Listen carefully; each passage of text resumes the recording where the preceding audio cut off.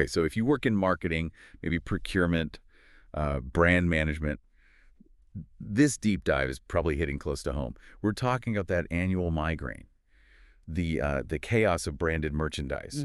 We are tackling that operational nightmare, when ordering custom swag or uniforms, print materials, it just turns into this vendor juggling act. It really is a universal challenge, isn't it? We looked at sources from, well, all sorts of industries, and honestly, the complaints are identical. Yeah. Too many hands in the pot, basically. Yeah. Budgets just bleeding out from hidden fees, and this administrative drag that just swallows up time. Time from highly paid professionals. That inefficiency, it's just maddening. You're tasked with delivering these beautiful, cohesive, branded things, but your whole year feels like it's spent dealing with logistics, chasing suppliers, arguing over who pays what. Exactly. So our mission today is pretty straightforward. We'll expose those friction points, the ones that pop up everywhere because of this fragmented vendor system. And then we'll look at what a consolidated, maybe more modern platform promises, kind of the strategic antidote. Okay, let's unpack this. Let's start with just the sheer friction, the admin drag. I want you listening to just picture this because it's so common. A team needs, I don't know, one small batch of promo items for some regional event. A simple request. Should be simple. But suddenly it needs like 3 weeks of emails, 4 different approvals flying around, and a whole series of budget debates. Yeah, and the root of that problem really is the lack of a single central system. It's chaos.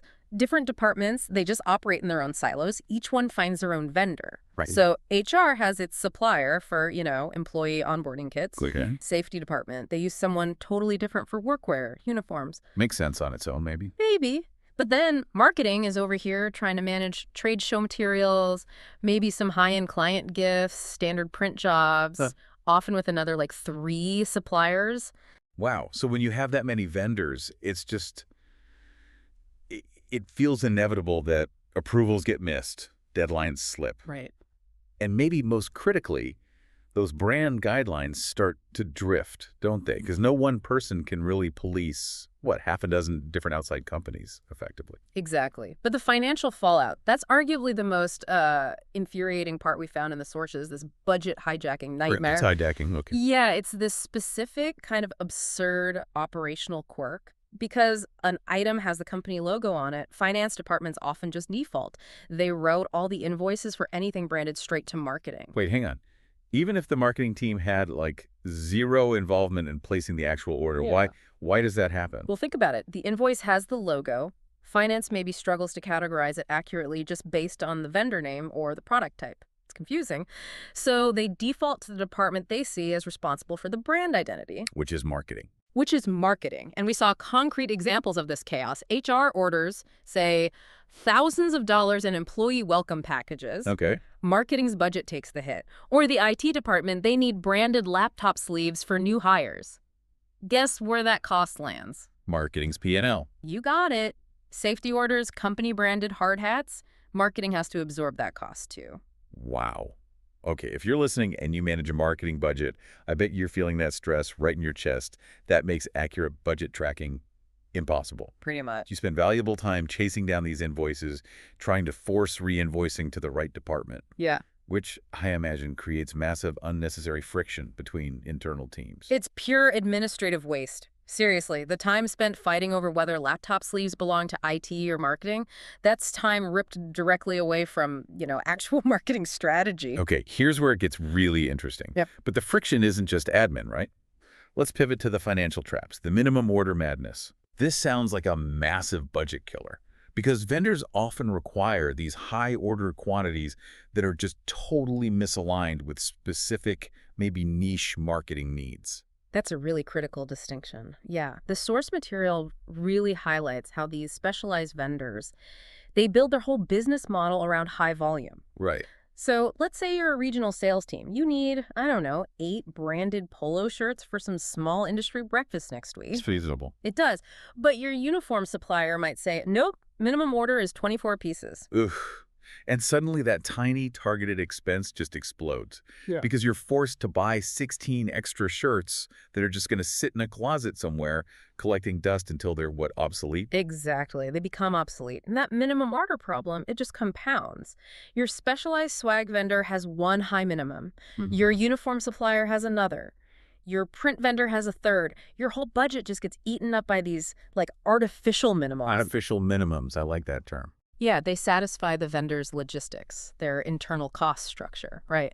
Not your marketing objectives. And that budget drain is only made worse by, well, the brand itself getting watered down. With all these different vendors, the marketer just repeats the same exhausting cycle every single time a new order goes in. That's the definition of inefficiency, isn't it? You have to Yeah. re-explain logo placement rules, specific Pantone colors, font choices, quality standards from scratch Every time. to 6 different suppliers, maybe every quarter. And every single time you pay a new setup fee, you wait weeks for samples.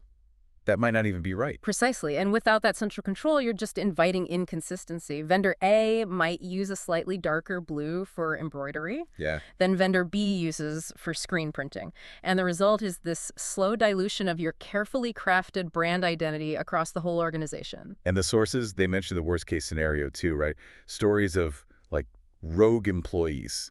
Oh, yeah. Employees who get so frustrated with the official slow process that they just bypass the system entirely. They go online, order some off-brand stuff just to meet an immediate deadline. And boom, that inconsistency instantly damages the brand's professional look. Instantly. And we can't skip over the quality and lead time issues that are just baked into this fragmented structure. Okay. Many specialized vendors, they actually outsource the final decoration, the screen printing, the embroidery. Ah, so another layer. Another layer, which drags out lead times and just increases the margin for error. We read multiple cautionary tales about this. Like what specifically? Yeah. What's a really high-stakes example of this going wrong? Okay, the trade show crisis. This one stood out. We found a team prepping for their biggest industry show of the year. Huge deal. Right. The promo items, the little giveaways, delivered fine. But the event-specific apparel, shirts, jackets, whatever, ordered from a separate uniform supplier, Let me guess. arrived with the logo printed in the completely wrong colors. Oh. Yeah. The supplier blamed their decorator naturally, and suddenly the marketing team is scrambling in a major city miles from home, having to rush to some local print shop. Oh my, just to get basic signage and replacement shirts done in time for the show floor opening. That is pure crisis management forced onto the team, all because the supply chains weren't connected or cohesive. Exactly. Trying to coordinate a truly cohesive program is basically impossible when your suppliers have these varying, often opaque production schedules, different shipping timelines, different QC processes. It is. And the logistical takeaway here, it's actually quite provocative. The Okay. sources suggest that most vendors, they oversell their capabilities, especially the cohesive part. Interesting. And most companies' RFPs, requests for proposal, they aren't even written well enough to expose these critical gaps in the supply and logistical chains. Companies ask for what they think they need, but not how the vendor will actually prevent this fragmentation mess. Which brings us neatly to the shift, right? If fragmentation is the disease, the solution proposed by these sources is, well, eliminate the need for multiple specialized vendors entirely Right. through a single consolidated platform that handles every aspect of branded merchandise. That's the core idea. The consolidated model, it focuses on true flexibility. For every use case inside a large business, it's not just a swag store anymore. That's key. Okay. Such a platform, it has to support multiple integrated store types, but all under one centralized banner, one system. So we're talking about things like dedicated employee stores for internal merch, sales aids, Yep. uniform stores managing corporate apparel, safety gear, Crucial. print stores for brochures, sales collateral, and then maybe specialty things like event stores or pop-ups, or award and recognition stores for incentive programs. Exactly. All running on the same technology backbone. That's the goal. And this is where the tech provides the real strategic advantage, isn't it? It's Yeah. not just about, selling t-shirts online. It's about connecting that merchandise stream directly into the business workflow. Precisely.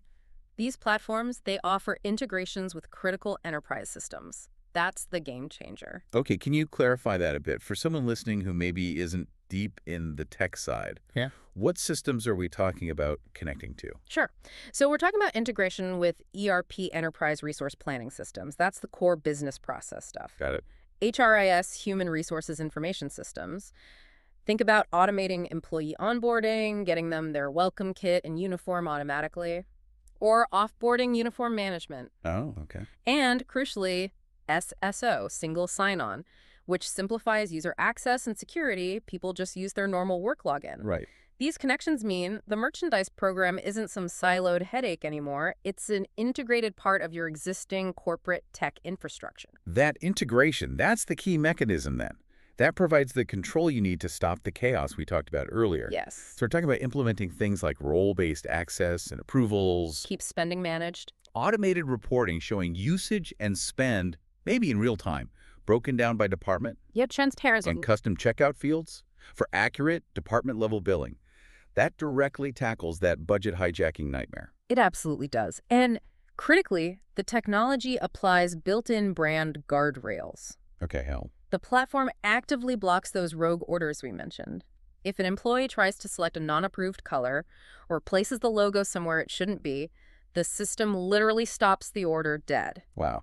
It enforces consistent color, placement, quality across every single item ordered by every department. No more guesswork or policing. And finally, we get to the maybe the biggest sigh of relief for marketing teams. Mm-hmm. The administrative burden being lifted. Yes. Because ultimately, the most valuable thing a consolidated platform like this delivers is that full-service support, taking the small stuff off the marketing team's plate. That full support, that's what frees the marketing team up to focus on actual brand strategy, not inventory counts. It includes things like dedicated account managers to handle the relationship, live customer support to answer employee questions about orders, sizes, whatever, and handling all the logistics. Yeah. All of it. And the logistics being the stuff that eats up so much time now, right? Yeah. Warehousing, kitting individual packages, direct-to-employee or direct-to-client shipping. Exactly. All that. Plus, the system handles the often overlooked details like tax calculations, compliance handling across different states or countries, managing inventory levels so you never run out of that critical item right before a trade show. Yeah. The goal is the marketing team stops focusing on chasing t-shirt sizes or dealing with misprinted logos and starts focusing on those high-level strategic projects they never have time for. So what does this all mean? If the decentralized multi-vendor model leads to, well, inconsistent brands, inflated budgets because of those artificial minimums, and just debilitating administrative drain. Then, the single platform model provides the necessary transparent controls, the brand guardrails baked in, and the operational efficiency. It really aims to turn branded merchandise from this necessary headache into a genuine strategic asset, powered on demand, integrated seamlessly into the business. This has been a really fascinating breakdown of something that, yeah, it should be simple, but is usually anything but. It really is a massive area for efficiency gains if companies look closely. So let's leave you listening with this final thought to chew on, building on what we've heard. Okay. If moving to one of these consolidated, single-platform systems really could free up your marketing team from, say, 80% of those administrative tasks, all that time, chasing invoices, arguing with vendors, checking samples, Right. what previously impossible high-impact branding strategy or maybe that big creative project you've always wanted to do, what would you finally have the time and the resources to actually launch? Something to mull over as you maybe reconsider your current vendor list. Until next time.